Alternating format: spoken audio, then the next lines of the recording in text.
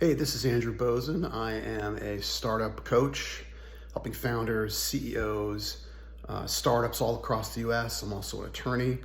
I'm also a two-time SaaS entrepreneur.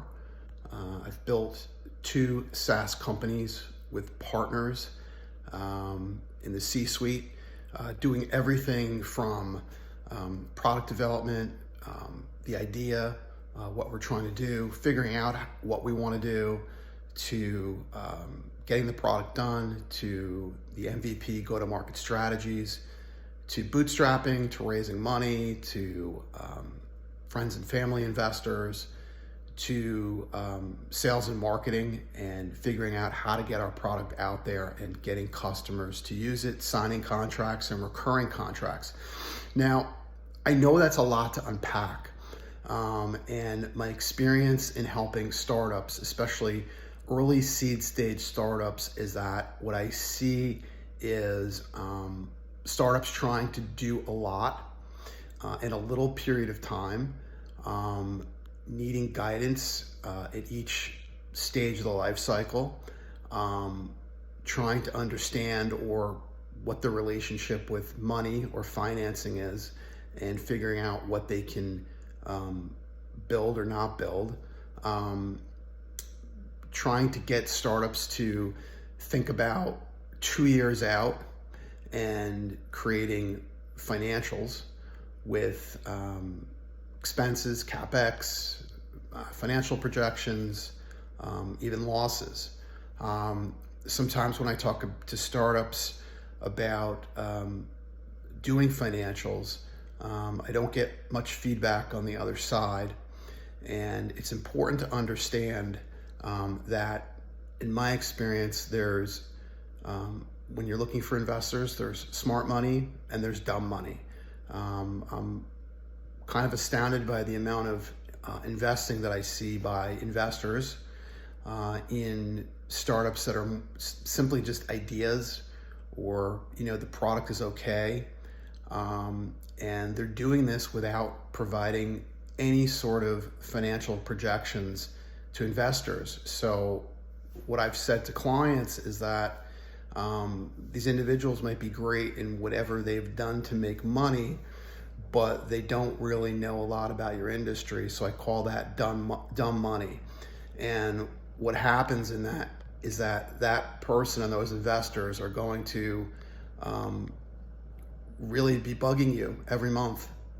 What's going on? What's the return on investment? How long is this product going to take to make money? While a smart money investor who's in your vertical, in your industry, maybe he's built similar products in your industry, understands how long it's going to take in your industry to get your product to market, get clients, be successful, and make some money.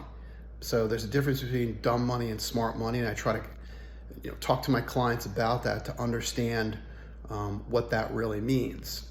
When it comes to the product cycle, I try to help my clients in a sense of, I get a lot of, well, everybody's going to use this, or everybody's going to license this. This is the hottest thing ever, and I try to really break that apart with my clients and get them to understand that people who are friends or who you've worked with, don't be surprised if they don't go out on a limb and use your product or try to get their company to use their product. Very few people are going to go out on that limb for you, and you're going to have to, with your partners, roll up your sleeves and develop an MVP go-to-market strategy to get your product into the hands of the right people and hopefully have success.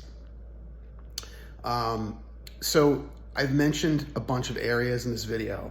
I've talked about financing, capital raises. I've talked about the product. I've talked about investors, smart money, and dumb money. But let me talk a little bit more about the product. A lot of startups jump right in. They want to build something, and either they build it or they hire a developer to build, let's say, a SaaS product, and they don't sit back, take the time and figure out why they're building the product. Is the product even needed? will their product provide value in the marketplace? Has it solved for a problem? And what if there's an inferior product that's already out there that's already got a foothold in the marketplace? So when you unpack everything that I've talked about, product development, marketing, building the product, investors,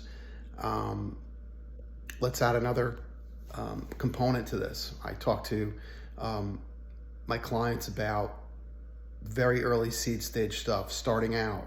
A founder will call me with issues. Is that other person the right co-founder for you? I talk about if they can find a good developer and bring them on for some equity and dole out the equity over 2 years with a maintenance contract at the end, and the equity vests each month. And if they could build a SaaS product that would have cost them $200,000 to $400,000, but maybe they've given the developer 6-7% of the company.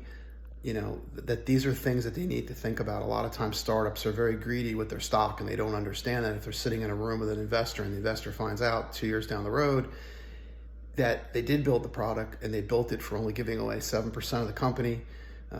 It's a great product, works, and they've also got, a maintenance contract baked into that equity. The investor's going to look at them and tell them that was a smart deal and a good deal. I help clients, as a former employment attorney, employment litigator, I help clients talk about, bringing on people, employing people, the right fit, personalities. Don't stock your company too heavy in the beginning because you probably can't pay for it. So, I've talked about employment, stock, bringing on key hires such as developers, smart investors versus dumb investors, friends and family rounds, building the right product, figuring out in the beginning how to build the right product. So, all these things are parts of a startup's life cycle. And what I try to do with clients is get them to think about executing maniacally at every stage of their life cycle. So no matter where they are in their life cycle, let's say in 4 sessions over a month or 8 sessions over 2 months, we try to unpack all the issues, all the problems, all the good things, all the strategy, and then move on to that next stage in the life cycle after having executed maniacally. So in the beginning, it could just be a month of talking about, the CEO saying, I want to bring on these 3 people. Should I make them founders? We're thinking about incorporating, which leads me to my last topic, which a lot of startups don't think about. You are creating intellectual property from day one. As soon as you send a text, get on the phone, talk to a potential co-founder, show them a line of code, you are revealing your intellectual property.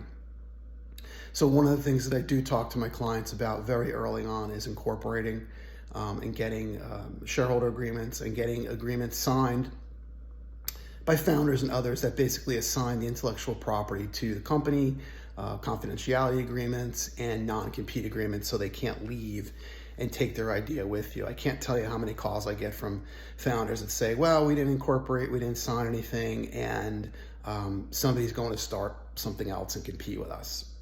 So these are all the things that I unpack. And I really believe that if early stage startups hired a startup coach like myself, who has built 2 SaaS companies and has been a lawyer, I really believe that I add a tremendous amount of value, and I can help you prevent common mistakes that startups make and get you on the road to success, no matter where you're located across the US. This is startup founder, CEO, coach Andrew Bosin. Please call me at 201-446-9643.